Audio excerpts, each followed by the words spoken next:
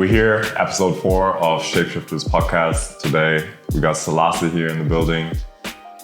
We'll talk a lot about like how his transition from actually being a model to becoming a full-time artist has happened over the past couple of years, how he started creating.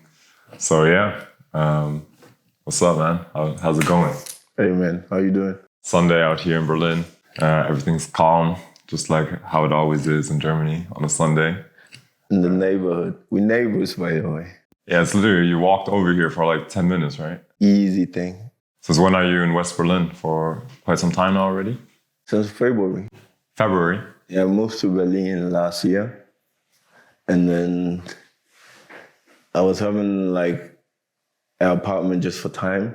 And then in February, we moved inside here with the family. Which part of town was it? Neukölln. Neukölln, okay. What do you prefer now, here, being in this part of town? I get along everywhere. But I like calm. I feel like if I'm calm, in a calm place, I'm more alone. And then I get to do more stuff. So I like calm. I like green. I like taking walks, so it's calm. I mean, you traveled quite a bit over the world, right? And in the past couple of years, you were born and raised in Ghana, in Accra. I was born in Madrid. And in Madrid? Yeah. Oh, wow. I always say I'm a holiday baby. So the way my dad explained it to me is my mom was trying to get the Spanish passport, or she was trying to leave Ghana with my dad to settle in Europe when she was pregnant. And she and my dad kind of got divorced on the way, and she stayed in Spain. So I was born in Spain, and then she didn't get the Spanish passport, and then she went to Côte d'Ivoire and took the bus to Ghana. Then I grew up in Ghana. But she moved to Germany when I was 2. So you arrived here in Germany at the age of 2? No, she moved to Germany when I was 2. I moved to Germany when I was 15. 15? Oh, wow. Okay. 15. So I went to school in Ghana. Mm-hmm. Grew up with my grandmother and 2 aunties. And yeah. Oh, sick. Did you also have siblings over there, or? I have half siblings. I have a sister living in Ghana right now. Then I have a sister in New York now. She just moved to New York. Then I have a brother in Boston. My dad lives in Boston. And which part of Germany did your mother move to? Where you then? To Kiel? Yeah. That's close to Hamburg as well, then, right? Yeah, so I moved to Kiel when I came from Ghana. I went to school in Kiel. Fucking Kiel. I mean, it's a bigger town in Germany, but it's also kind of dead. Yeah, it's calm. It's beautiful. It's like I said, maybe that's why I like the calm, because like Accra is very loud, and I grew up in Dansoman in Accra, which is a very hectic place. It's very loud, very markety, a lot of music, a lot of repairing cars. A lot of little colorful shops, but that's how I grew up. So that's why I get along with both. Mm-hmm. I feel like if you grow up in Ghana or maybe in Africa in general, no matter if you live in the city, you always get to see the village, and you always get time to spend time in the village. So you have this natural sense of this is how a village works, and this is how the city works. So you learn really fast from a young age how to get along with both situations. Also like traditional situations, ritual situations, and very Christian situations in the city. You learn that really fast in Africa. So that's why I always say, I feel like you can put me anywhere. It's like, at the end, it's just energy. It's like nobody's responsible for who you are, you know? So it's calm. Yeah. I mean, the name that your parents also gave you, Gabriel's like man of God, then Selassie, sent of God, and Tsagli means king, right? It's like your family royalty actually in Ghana? My great grandfather is ancestrally royal and ever, but it's nothing I grew up with, really. I feel like maybe it's just I don't know, maybe sometimes you have like this responsibility with names. I feel like if you have a name, you just kind of get attached to the energy, which is also maybe too much, but I don't know. No, I'm definitely for the motion that like names definitely have power for sure. Somehow, maybe. Somehow. Yes, but I don't know. I don't know. like really, I don't know. If it is, I hope. I mean, so you said the transition to Germany was for you kind of seamless because you adapted to like the city life comparison to like Ghana, Accra quite easily. What were like maybe the hurdles in the beginning when you arrived here? Where were you? Where was it like, okay, this is actually, I prefer being here because in Ghana I did not have this or whatever? Yeah, like it's always like with me, definitely like mixed emotions. To today maybe also. Because every time I'm in Ghana, I'm like, oh fuck, everything could have been like this also. You know, but it's also like the privilege that you have to work here and be able to create here and kind of also earn your money here. So if you are there, you see life differently than someone that maybe went through the full transition. But like, I honestly say like, my dream would be to live in Ghana for some time or at least make some art in Ghana, you know, like long term. And I would like to stay there 1, 2, 3 years and just make some art there. But like my tribe in Ghana, it's called Ewe. It's the Ewe tribe. They originally come from Benin. And those are like slaves over the Togo shore. And then they captured the Volta region. So they have the same alphabets like German. Oh, okay. So that's something I noticed when I moved to Germany, that I could read easy because I had the same alphabet. So it was like reprogramming yourself that, okay, this is just a different language or a different way of communication, which is obviously super tough because you just have this self-confidence that you come with and you lose it when you are here because you have a new language and you have like new school, you have new people and you're trying to communicate and then it's not actually, even your English becomes bad because translation is not like German to English. It's like, oh, how do I translate this in German? And I feel like today I have this that even if I speak German, I sometimes feel like I'm translating before I speak German back. So I feel like it's a mind thing, you know? It's an energy thing that I've learned over the time that certain things just don't change. You are not home anymore if you grow up in Ghana. So you always have like, how do I bring my home here mentality? And I feel like that's something I had to learn to master, to not feel like Germany is a hurdle anymore, to not feel like this is not my home. I had to kind of learn to bring my home in situations that I have or in the life that I have. So I feel like it's never not a hurdle. It's still a hurdle. It's just you learn to bring your home here. And also you learn to meet new people. You face different situations. It's just so much and so much to put in one place. But I feel like it's just a self-confidence and an energy thing. I feel like you get along also with English. It's just, you have to have the self-confidence to just speak English. Or you tell yourself, oh, I need to have the self-confidence to speak German so that these people don't underrate me or that my school is good. So it's like, I don't know. I feel like that's what I went through. I always was like, how don't I get underrated by not speaking this language? Because I feel like everybody's smart like that. It's just with the right self-confidence or not self-confident, either you lose it or you win it, you know? So you have to kind of learn to gain it for yourself in every new place. Absolutely. I mean, otherwise you don't have the opportunity to express yourself to the fullest to everyone around you, and then they just get like a duller version of you instead of like getting to know the real you. The real you, yeah. I don't know. Like, in general, I feel like it changes every day. So you just gotta learn to accept like this is a new space, this is a new place. People look at me differently. Okay, there's not a lot of me out here. How do I deal with it? Okay, that's how is the school better? And that's also something I never felt. I never felt like the situation here was really better. I always felt like it was taught to me differently. But every time I go back to Africa, I also like the schools there. I like everything about the education there. I like how I grow up here and then understanding that, wow, I used to touch things when I was young, like really crazy. Like I used to learn how to build a boat and shit like that because I was just in Africa. This is just what you do, you know? You learn to go fishing.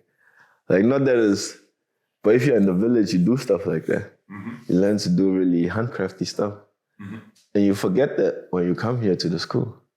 You forget that really easy. And when you are growing up, you become like, how this shit actually helps. And so you learn to navigate around, what can you bring from this knowledge here that makes you here? And I guess there's maybe a process I'm going through now still, you know? I mean, it's a bit of a pity that like schools over here, like they're very theoretical, but actually the one of like the most important parts of humankind back in the days was also like crafting with your hands, building things. I mean, now we even have like a drought of handyman that actually can like rebuild a house, for example. Right. So, I mean, it changed quite a bit. So I think, and over here you only have like these type of like different schools, like Montessori schools, for example, that have a little bit of like a different landscape of education. But most of them all are very traditional, yeah. And that's what I feel like is not good, actually. Because it feels like this school is different. You know, it should just be like school. Yeah. You know, like, but it has this label of differency, which is something I don't think that it should be just personally. I feel like stuff is stuff. And stuff teaches you to learn different stuff. And it doesn't matter how. It's just for everybody it's different.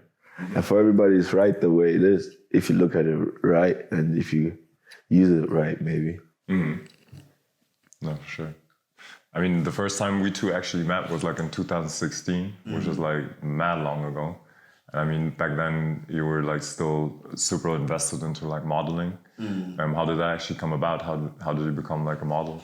And I mean, back then it was also, we barely had any like people of color in the modeling world in Germany. So I mean, whenever like you met someone that was actually also a person of color, like you always kind of, I mean, we shot there and then we also kicked it afterwards just because you want to like exchange experiences. You said, brother, like, yo, the homie in the game, what's up? No, it was like, I don't know, I went to school, was in Kiel, went to school. My mom was feeling some type of way about Kiel because she just wanted to change. And she moved to Frankfurt and I moved with her. And I wanted to do investment banking because my dad was an investment banker. So I was like reading about stocks and numbers and stuff like that. Just, I don't know, I just like seeing who controls the market maybe. And just random stuff like that. I used to like doing stuff like that. I was playing basketball at the time and dancing. So I was actually more invested into dancing and moved to Frankfurt and went to one of the first lessons about stock trading, and it was about diamond trading. It made me feel some type of way. It made me feel some type of way. I don't know why. Like emotionally, it's just, I don't know. I didn't feel like I was about that maybe. And went to the gym. And I met this cool guy who actually didn't brought me into modeling, he more brought me into art. It was just, he was a creative director and a producer. He was producing his own runway shows and stuff like that. And he asked me in the gym, yo, you look cool, nice hoodie, blah, blah, blah. And do you feel like doing a show? In my perspective, and from the place I come from, he was homosexual. So I had a first fear, like the first time I saw him. But he was a very genuine and a very cool person. And he ended up becoming my mentor and teaching me a lot about life, like just in general about humans. And he was just a very fun, cool guy to hang around with, very smart, collected art, was doing all the shows. And I did a runway show for him. It was a cool one. And it ended up being like, yo, you should do some of this stuff, but you should also work sideways for me.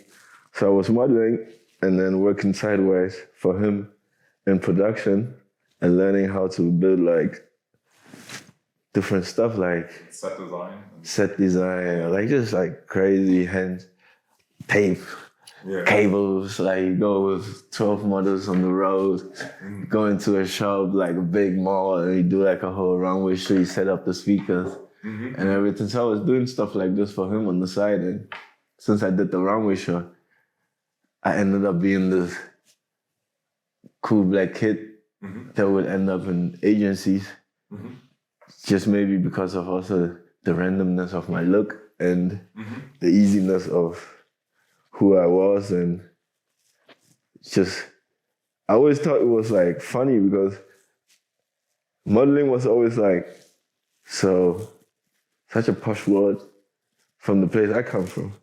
It was like, and also such a funny world to look at for me, but it made me learn so much about creativity, creative directing, but also a lot about humans and how we label things and how humans can become a product and just something to put on, clothes on, and just photograph, and the personality gets lost. So since I started modeling, I was always focusing more on helping Tyrone doing the stuff.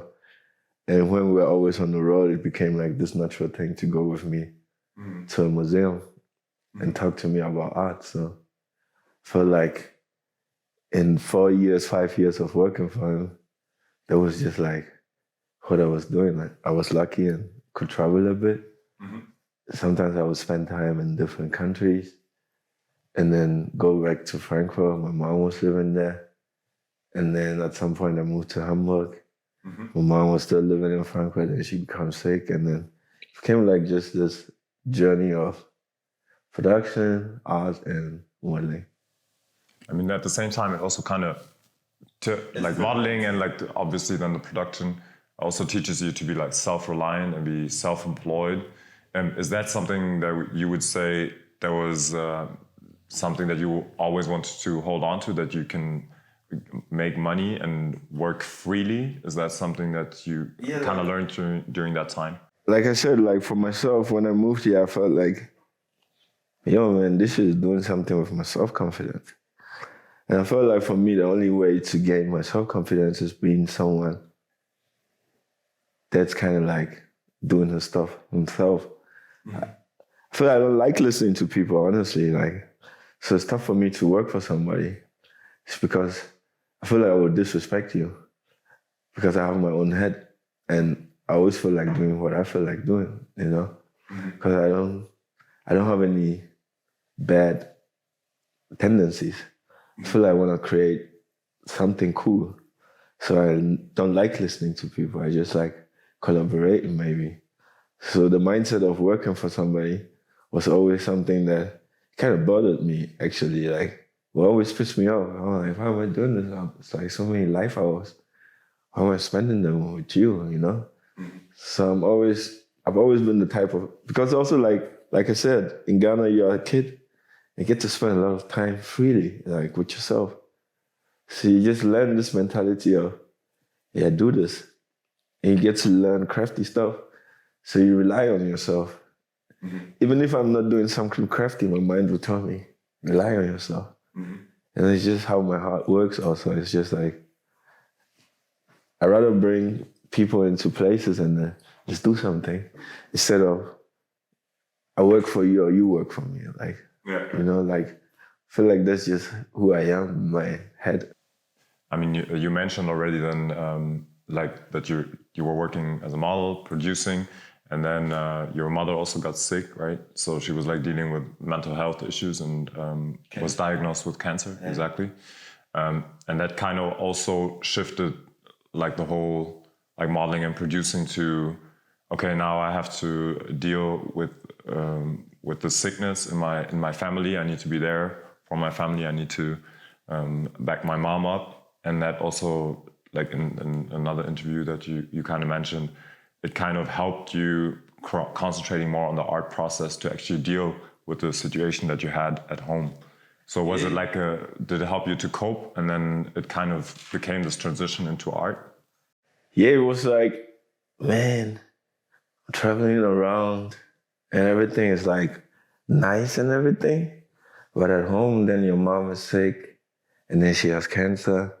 And then she also comes from this abusive ex-man. And then you try to understand like life at that point, being like 22, and then 22, 23, you figure out, oh man, I actually only have my mom in Germany. The rest of my family is in Ghana. So you have this process of, how do I rely on myself and get through this? And how do you also make someone understand that has cancer? It's about natural, you know? Because someone that moves from Africa also has the mentality, life here is better. It's better doctors, like old generation African parents. They're the best because they made it possible for their children to come here and learn something new. But on this journey to learn that here is better. Medicine is better. This is better. If you rely on the doctor, this is better. So, like I said, in my first course with stock trading became like diamond trading. I was like, capitalism.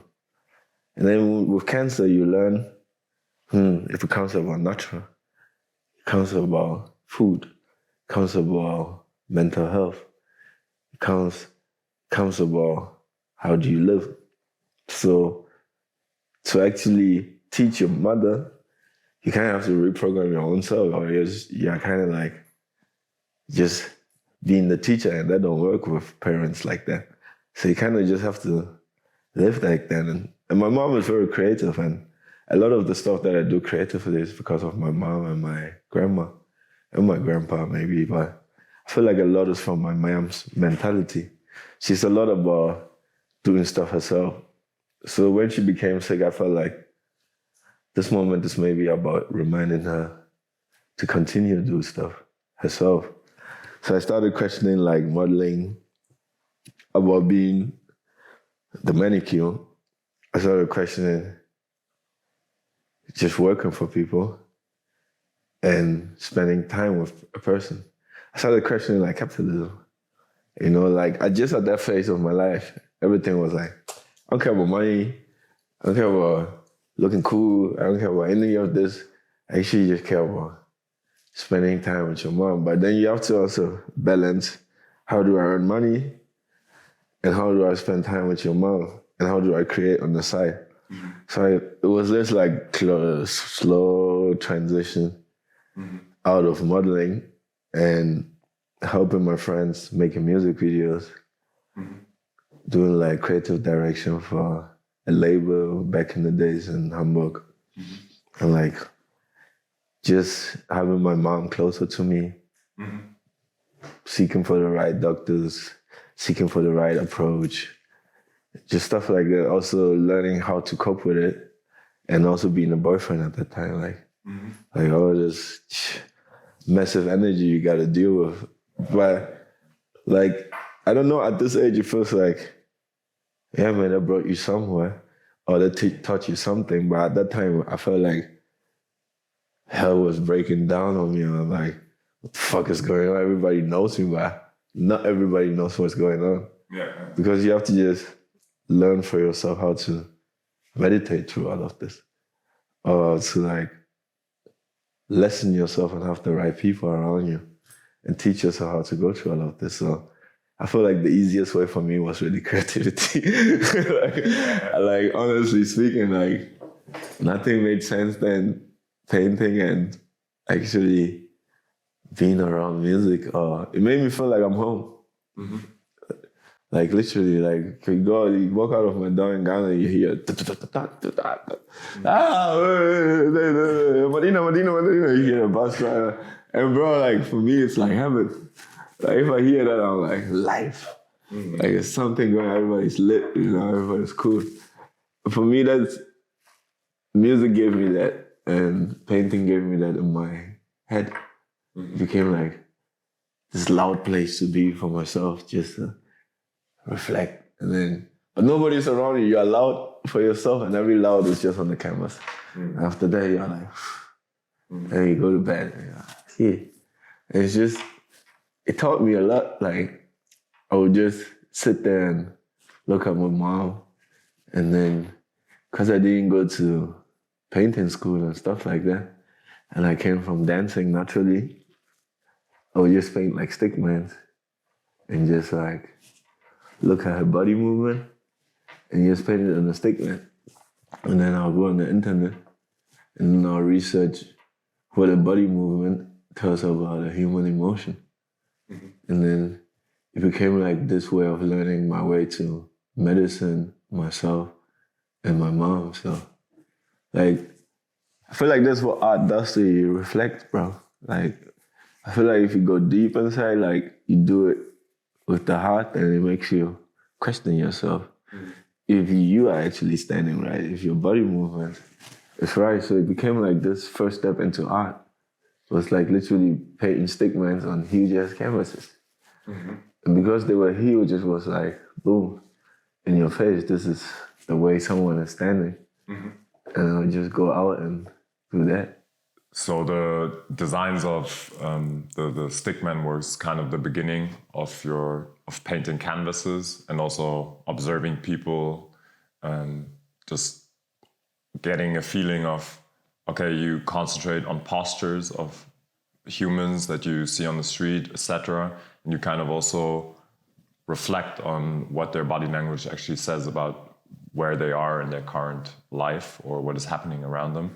You can never kind of guess where someone is currently. There's like playing God or something. But you can kind of see, if you like, there's like doctors who deal with just movement, and they will see on the way that you stand if your shoulders are right or not. And there's places in the body where I definitely know that if you have pain there, it connects to different nerve systems and your body just doesn't stand right. Like, so I feel like that was just, it was like mirroring yourself. At the end, everybody you look at is like kind of a mirror of who you are. So you kind of have to go through something to get to that thought. So it was like, that was like how art made me reflect about my current state of being, because I feel like I always use art to reflect on kind of like where I am and what's around me. And where I was, it made me reflect through that on my current state of being. I would be interested in body movement, and then I'll watch my body movement on the next day, and I'll ask myself, okay, what's going on with me now? I had a friend who was dealing with massages and mental issues at that time. He was like a therapist. I would just go and visit him, and then we would talk about body movements and different stuff. He has this program right now called Emotional Releases, where it's about massaging different people through therapy. So it was like, through that, it kind of became this normal transition into art. And then from there, it became like color. Okay, colors. 7 days a week, 7 different chakra colors, which are kind of in the body. So for it to become like a round circle of study for me, it was just kind of like, what am I going through? What do I need? Sound, colors. I have to take care of my own body movements. That maybe means I have to make more sports. Maybe I have to make sure I'm healthy. Maybe I have to eat differently. So it became like research. I just became very obsessed with it at some time and was photographing a lot of people just to know if I'm right or wrong, because it became like, okay, am I working on myself, or is this bringing me into something in art, or am I just dumb, or okay, am I thinking too much or anything? Like, at that point, it was everything for me. So yeah, like I don't know, it just got me somewhere there at that point in art. And it made people maybe also noticed what I was doing, and people helped me show my art through that. So having like a holistic view around like basically everything and seeing and reflecting if you're also yourself on the right path to like a healthy and full life. When I heard, for instance, my first time my voice on a microphone, I got depressed because I was like, because I didn't understand it was an instrument. Mm-hmm. It was like this instrument. And then you hear a voice and you're like, that's how it sounds. This is how it sounds? Yeah, like you don't get it. It's not trained. Yeah, it's not trained. So it has to become some type of spiritual approach or some type of healing to kind of notice yourself, you know? So I feel like naturally, even if you don't see it as that, it's just what art does with you. And it makes you just reflect about yourself and your surrounding. And I feel like you can question it if it's holistic or not, but it's just what it does with you. Mm-hmm. You kind of get transformed into what you're thinking about. You have to deal with what you're thinking about to be able to think about it or to be able to not think about it too much for it to become a normal thing for you. So yeah, definitely became like meditation, sounds, days, chakras. At some point I would paint a different color on a different day just to learn more about colors and tones. Like, just like, I felt like that was my way of teaching myself. Because I would notice a lot of artists are like, they're trained, they're good. And my favorite artists are like really good. Like, I don't have like big favorite artists also. Like, all my favorite artists are like, I can go see them. Mm-hmm. Like, they're around me. Like, all my friends are actually like, they're crazy, like, you know? Mm-hmm. Like, they all do like crazy stuff. So I feel like all the people around me are kind of like a bit bala with what they're doing. They're trained. Yeah. Some of them are trained, some of them are not trained. Those who are not trained have a natural sense of approach and it's inspiring. And you kind of adapt to it. And it takes you along. Even friends I was hanging around with at that time, they were very wild, but they were very holistic. They were like, one of my friends who was 24, he wasn't eating gluten, and it was just different from everything I knew about society. You know, he wouldn't drink, it was just water, and I wouldn't see the world like that at that point. Mm-hmm. But through him and through also these reflections, I would understand maybe it's always the right people around you in a certain time, and maybe everybody's a teacher, so you kind of navigate through life like that. Is there like big artists that also inspire you, or is it more like... I started really painting when I saw a blue from Basquiat. Okay. So I painted him from Basquiat on a show from him in Frankfurt. And I saw the blue and I was like, shh. It just hit me. I didn't understand it. Yeah. And so there is inspiration, but there is inspiration, but like it's like you have everything from someone, you know? Like I probably started playing basketball because I saw Michael Jordan or I saw Kobe Bryant, more Kobe Bryant. Mm-hmm. And I was like, whoa, this looks very beautiful in the movement. Mm-hmm. Just because I was dancing and the way he moves looks very flowy. Mm-hmm. So it made me fall in love with basketball. So you see someone like Basquiat and they are like, black man, also didn't study. Thoughts still made it into art or had a struggle to make it into art. But now he's a story for a lot of black artists before they start, you know? Mm-hmm. So it's kind of like inspiration is all around. I like Dali because Dali just did everything. Mm-hmm. And he did everything crazily good, like from jewelry to buildings. And I like that idea of just creating. Like, I wouldn't like people to even call me artist like that. I would like to be Selassie, you know? Mm-hmm. And because Dali is just Dali.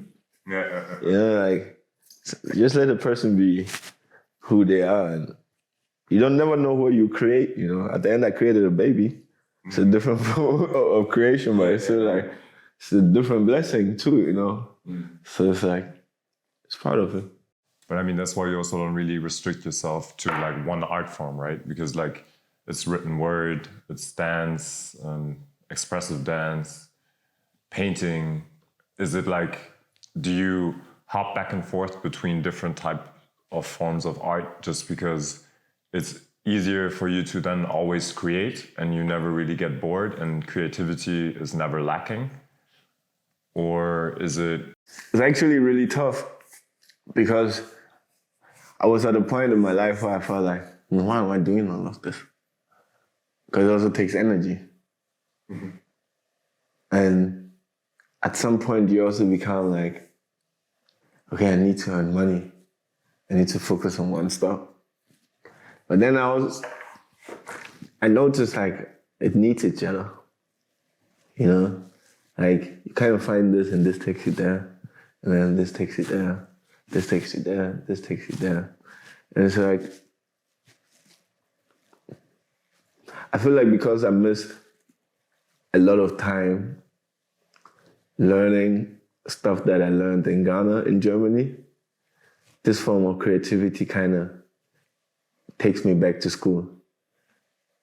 I'm kind of forced to teach myself different stuff to survive here.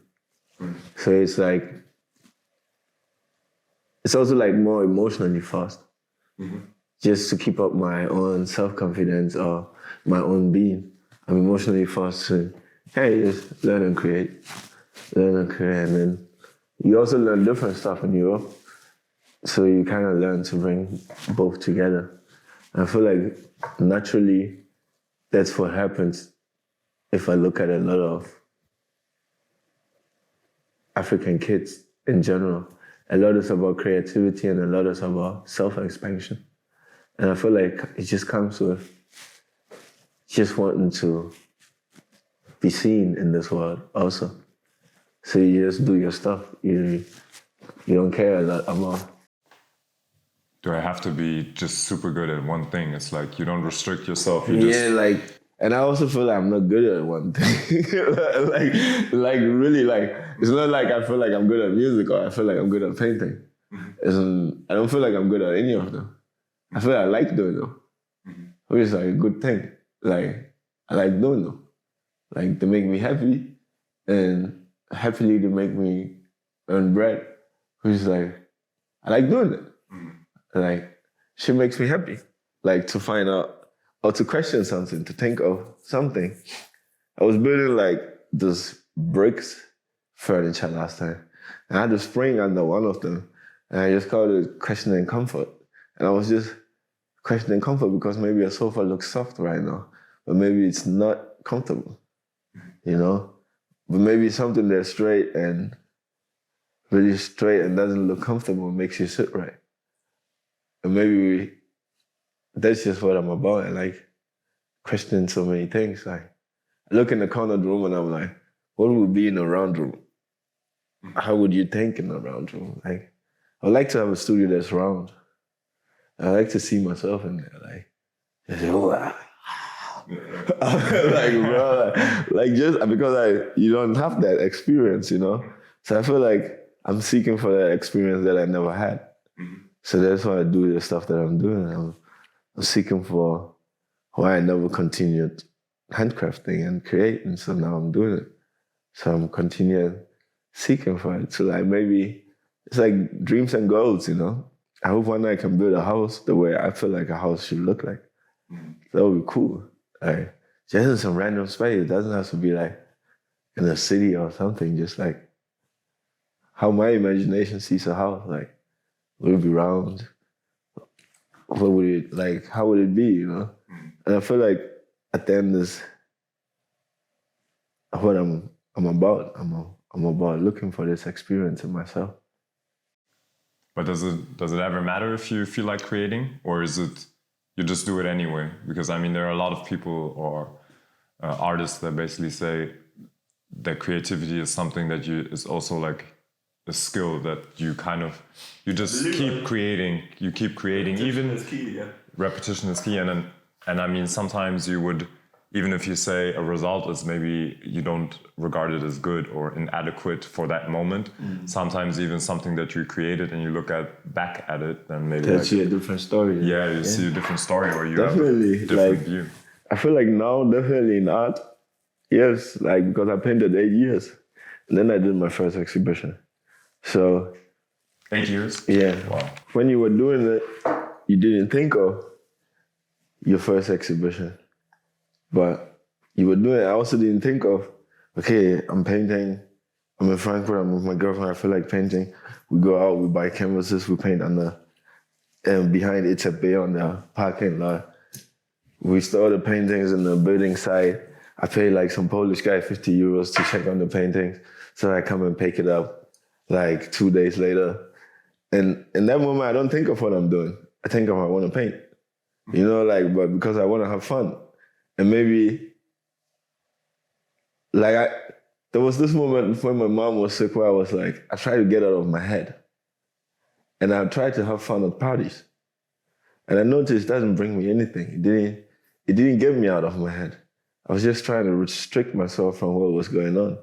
And at some point when I was painting, I knew, wow, if I wanted a time out from everything, actually this really gets me out of my head. It really makes me forget time for a very long period, and I don't notice it time at that time. And it's tougher to deal with me like that. But it's like, I feel like creativity is always. Mm-hmm. I learned to structure it, no? And I learned to manage it around family and life and friends and happenings and stuff like that. But I feel like all this stuff that is also happening is kind of like, it's the process also, you know? If you're enjoying the moments with friends and your family, you kind of have a different process in the studio. Back in the days, I felt like I needed pain to create, or I was creating out of pain, or I was creating because I was having this pain. And then at some point I noticed, man, if I feel good and I'm healthy and I eat good, man, it's a good day in the studio. You know, you have good energy in the studio. Like, you feel good about yourself. And I feel like that's where it got me to, like, you know, like just this process of, man, you don't need to do this out of struggle. You can do this out of repetition. You can do this because you like doing this. I like going to the studio and also sitting there and just looking at paintings. And then I would like to walk on and just go to the museum and this. So like, I also take time outs. I also have weeks where I don't do stuff. I also have months where I don't do stuff, 1 or 2 months where I don't do anything. And it's tough. I know it, and I go through it. Because but I don't even want to do a sketch because I understand like it's also taking time for love and taking time for people, and it's just the process of things, you know. It's like, obviously we all dream of being this wild-ass painter that doesn't give a fuck, and it's like all over the place and doing stuff. But I feel like in me, it has become this thing of peace. Mm-hmm. Like, I do it because it's calm, you know? Mm-hmm. And it's like, it's not even about money like that. Mm-hmm. At the end, it's like, if you're really on the market, there's a lot of people can't afford your paintings like that. Mm-hmm. First, you have to like, kind of just grow stories, grow like topics, question comfort. I feel like that's where I am. I'm like, let's just question shit first and just try to survive. Mm-hmm. Survival tactics. You paint, you make clothing, you make music, you make all of this stuff that makes you happy, and all of this stuff is also survival tactics. They make you get somewhere in life. Someone appreciates that you take your time to do these things and that you are able to tell your story. And then someone gives you $1 or $2, and then you go buy colors and a microphone, and then you continue. It's like, you know, for someone else, they get paid for it. For me, that's how I get paid. Mm-hmm. It's fun. And absolutely. I mean, it's so many different avenues, and you'll always find someone showing love in one of those avenues. Yeah. And then obviously it also maybe translates into material things or money or whatever, but also just interest in what you're doing, right? Yeah, like, I'm just interested in people like that, you know? Like, I find people interesting. I find our heart and our mind very interesting. Like, just the way it functions, I find our way of just going through life interesting. And I feel like I'm a lucky one, you know. I got to see a lot of worlds. I got to live a lot of life. And I'm very thankful for that. So it got me to see like different things in life, and it's like cherry picking. You get to pick a lot of good things from a lot of people that you met all over the time, and then it continues. Cherry picking. And you said you never really consider yourself or your products when you draw or you're making music as good in that sense. It's more just a reflection of the moment or the now that you're being in, and it kind of unlocks the journey to the next creation that you're gonna do. Do you think there's ever gonna be a moment or a piece of art where you're gonna say, "God damn, this like I killed this. Like this is good"? I do have moments like that. Like it's calm. Like it's good, you know. Like I have moments like that. Definitely, it's just I don't know. Sometimes it's the African boy in me, you know. Comfort is a killer for the African boy. You know, it's just really what it is. Comfort is a killer for the African boy. It's also the upbringing a bit, right? Yeah. Because your parents always ask, like African parents, they always ask for more, like for more. It's like, you're a doctor. Okay, what's because they like it's not even like that because when people suffered, like. So I understand people suffered, you know. Like I went to Ghana and I went to different castles, and I understand the numbers of slaves that went through all these castles, and I understand the amount of people that were forcibly taken to different places. I understand how many people suffered, you know. And I understand my home. I understand my privilege. I understand I have to have gratitude for what I'm able to do here in terms of learning and growing up, you know? Because it's like, I dream of making like a residency program where people come and learn there in Africa, like in my village or something. But not even like learning, they just come to teach. And then they leave, teach and leave. Because I learned a lot here that I know is learned differently there. And I would like to see a young African kid do 3D from his village. Why not forcing himself to move into a big city because it gives him more possibility of money or perspective or something. I like him to do it from his space and be able to travel and see the world like that. I feel like maybe that's where I haven't achieved this goal yet. So maybe that's why I don't have a comfort. Maybe that's a good painting. You know? Yeah. That's a cool painting. That would be a good one. Even if it's not on a canvas, it's a good canvas still. Like maybe canvas of the world. Like because it's like I used to sit in Ghana and look at planes and be like, it's not that deep, you can actually get there. There's something you can sit in that takes you to the other side. But then I also understood through my parents, for some people it's a struggle to get there. Or for some people it's a running away to get there. And I would like to change that type of mentality. And like we already talked about this topic a lot, and we always say, yes, we try a lot to help in Africa, but sometimes it's a false trying. But I feel like at least it's good to try something, you know, in your way.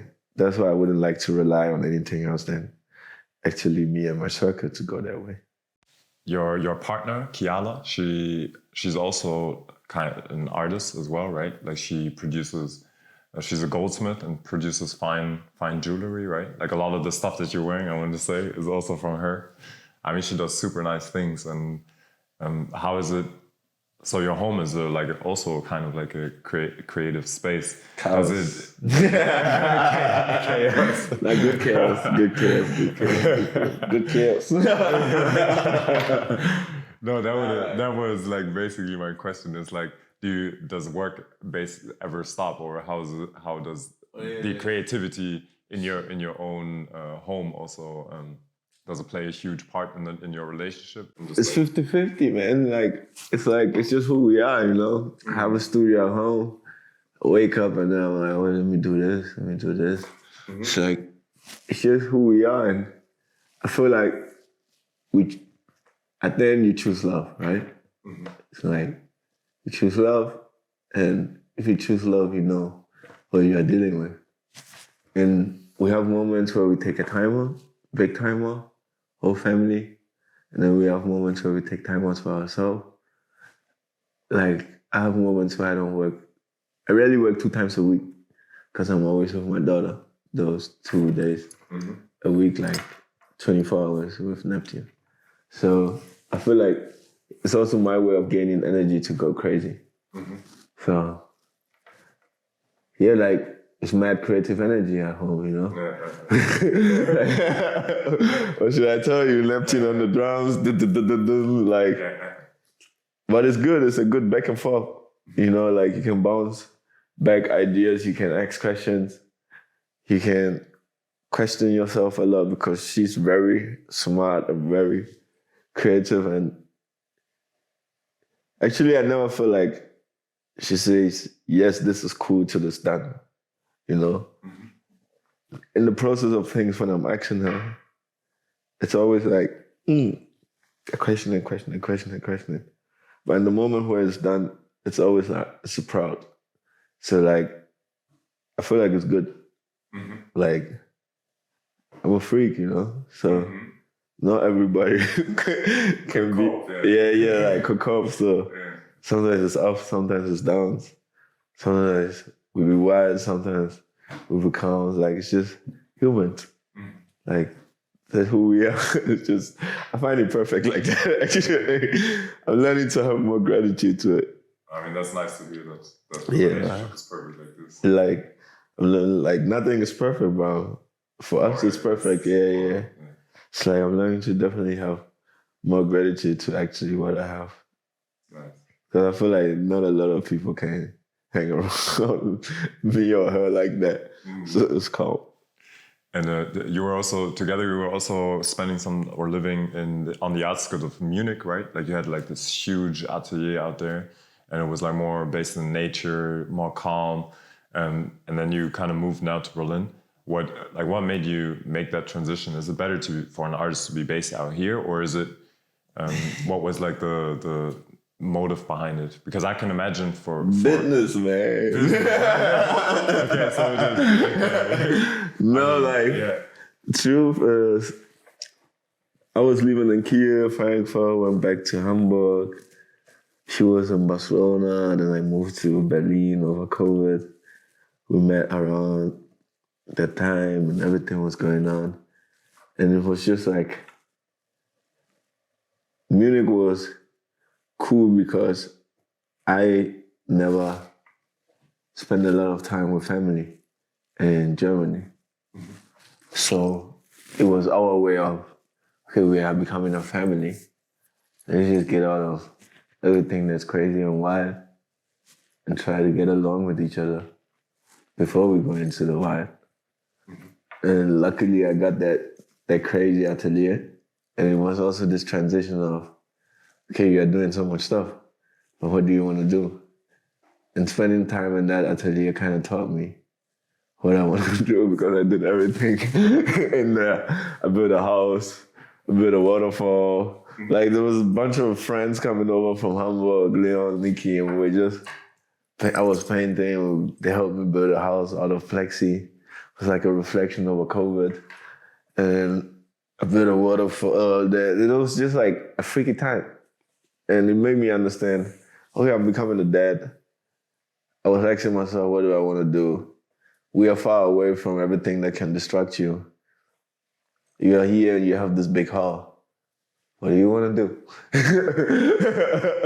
So like, becoming a dad gave me that answer, actually. So yeah, and then we moved to Berlin because I started getting more attention for art and questions to art, and I was doing music here already, and all of my surroundings were in Berlin. I always had a lot of friends in Berlin since 10 years. We know each other since like modeling time.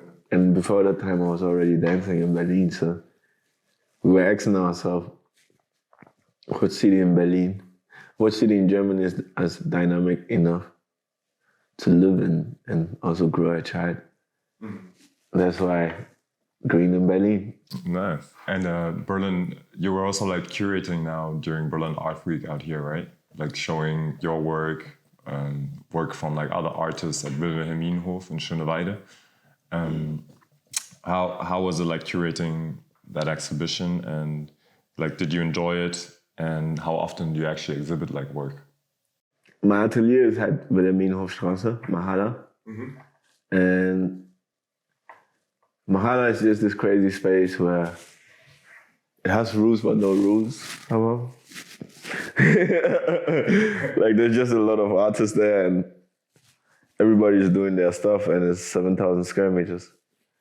So over Art Week, we thought of the idea, how is it to bring everything together, because every artist has their different circuits, and every artist has like their taste of what they would put maybe home, or which artist inspires them, or how they will create a space. Actually, just thought of it. Basquiat said art is about, it's how you create a space. So it's like, it kind of makes sense to be an artist that also can be able to curate. Ego-wise, it was kind of tough for me, because you're so much with yourself sometimes that giving up yourself can be tough, honestly saying. But it was a very beautiful experience, because I asked some artists that I actually really like, and they said yes, and I was like, whoa. Obviously, you wish you could have asked more. Obviously, like, it can always be bigger, you know? But it was a cool experience to know that, some people see you. Also in terms of, they see you so much that they trust you to present their art. Yeah. And that's like, cool. Like, that was very cool. So it's like kind of like a respectable feedback, like from people inside that art world. I have gratitude for it. I take my cap of it, definitely. If you can give someone your art in their hand, it's cool, trust. I'm learning that right now. I mean, there are also like a lot of artists that can actually not fully concentrate on just being an artist just because of the financial aspect. How do you actually manage that? Is it, like you said, you don't really care about it, but at the same time, you need to have the freedom of being financially stable, of being in that position of not having to worry and maybe juggle 2 other jobs to still be able to create. That's what I do. I have a bunch of jobs, bro. Really. This is like survival tactics, right? Like, do all this stuff because it's just what I do. Like, and all this stuff has different interests. Like, obviously, I'm focused on building a brand. Like, I'm focused on building a brand that has different platforms to it. But I've also understood, having different talents, you shouldn't label yourself to one thing, because multiple talents can bring multiple incomes. If you understand that it's about repetition and understand which ones are focused in one world. So like, I feel like a lot of the times I've mirrored myself a lot and questioned myself and asked myself, what would little Selassie be happy with? And little Selassie loves a lot about art and culture. So I focus a lot of that I do around that. And it's also good to have people around you that know a lot about research. If you don't come from an artistic university or anything, there's still ways to get grants and stuff that help you with your. Not that I'm good at applying for grants. I'm just learning that also right now. So let me just put it out there like that, because like I'm just literally explaining what I'm going through. Mm-hmm. So I'm lucky I get to work with different people, different brands, whatever. But I've also learned in the time in Berlin and moving into this apartment and being settled in one place that there's ways to apply for grants if you have done the work. It means like you have used your multiple talents to showcase the type of stuff that you can do. Then you can apply for different grants that might help you continue doing the stuff that you do. It's a juggle. It's not. That's what I mean. At the end, it's not about selling art. It's about making art. So in terms of making art, you learn all these different languages, and you learn to speak these languages where you get all these helps that you need. Also, if you have the right people around you, like, but yeah, like. I feel like it's ups and downs. Like absolutely, it is like, a constant struggle in that sense, but you can't it can be done. Yeah, sure. You can't think of money like that if you are making art. Like you can just concentrate on it. Yeah, you gotta continue. You know, like also you can't give up because of money, bro. Like literally, like it's just sometimes you need a side job, and then you have to go into the studio after the side job. All of us started like that. I was making juices when my mom was sick and doing production and painting and doing all of this stuff because I knew I wanted to be here and I knew what I wanted to do. At some point, I looked at my boss at the juice place. I was like, man, I've been in here and I've changed the whole decoration. Like, because I just think like that. I just cannot work for you. It just teaches me a different stuff. So I feel like it's just hustle, you know? You gotta hustle and you gotta save money. And you can't be balling like that. If you wanna ball with your energy and then put the money into recreating, and then at some point you find the fruit. But generally it's not that easy to break through into the art world, right? And be like being recognized by art critics and getting the right placements at the right exhibitions and stuff. It's a game as well in that sense, right? I don't know them yet.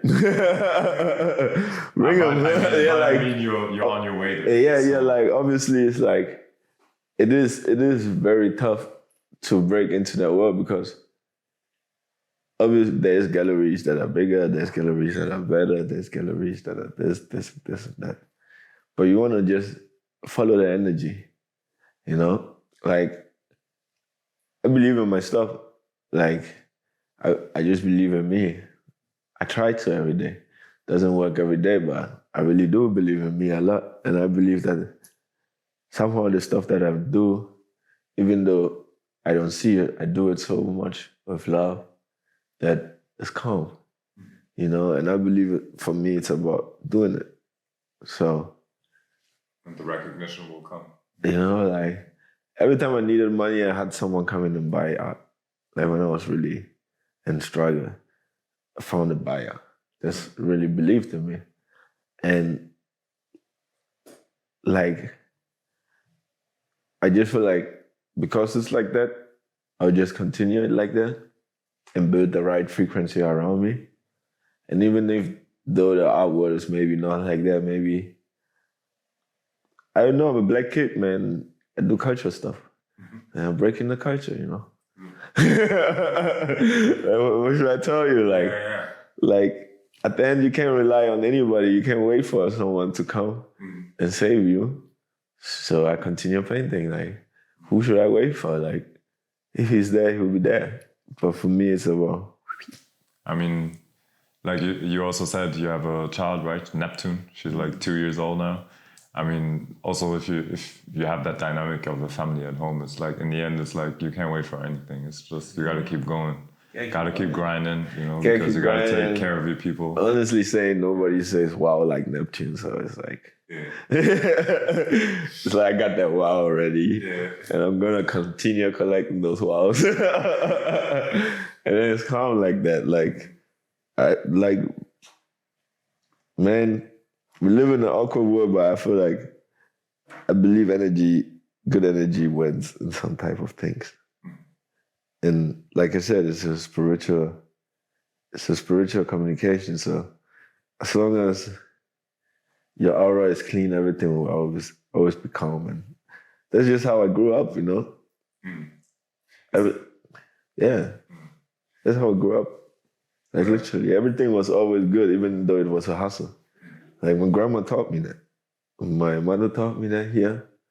And even though we didn't have everything was always good. Like I learned a bunch through that. And I feel like it's good to continue like that. If everything is calm. Like we're privileged here. Absolutely. So I'm definitely super curious on where the journey is going to take you. And in the end, coming for you.